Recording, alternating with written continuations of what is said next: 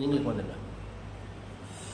அறம் என்பது இல்லந்தோறும் அறம் செய்கின்ற தீபம் என்ற சிந்தனை ஏன் இந்த தீப அறக்கட்டளைக்கு உதித்தது என்றால், அறம் என்பது தீயனவற்றையெல்லாம் களைந்து, தனக்குரிய தீயனவற்றை களைந்து, தான் சார்ந்திருக்கக்கூடிய சமுதாயத்திற்கு தீயனவற்றையெல்லாம் களைந்து, தனக்கும் நன்மையை இந்த சமுதாயத்திற்கும் நன்மையை அளிக்கக்கூடிய இந்த தீயனவற்றை அறுத்து எறிந்து நல்லனவற்றை அறமாக சேர்ப்பதுதான் அறம் என்பது பொருள்.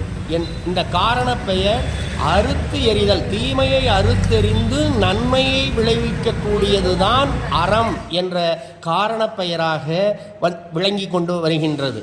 எனவே இந்த அறம் செய்ய விரும்பு என்று ஔவை பிராட்டி ஏன் சொல்லியிருக்கின்றார் என்றால், தனி மனித ஒழுக்கத்தில் திகழ்வதுதான் அறம்.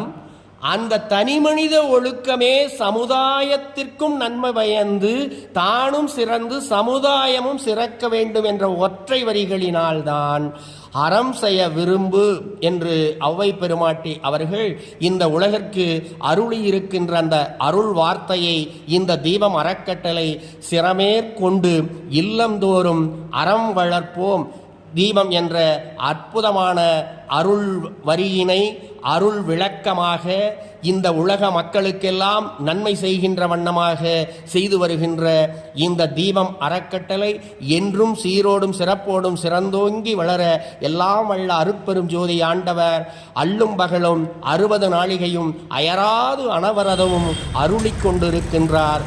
ஜீவகாருண்யம் என்ற அடிப்படை அற உணர்வை கொண்டு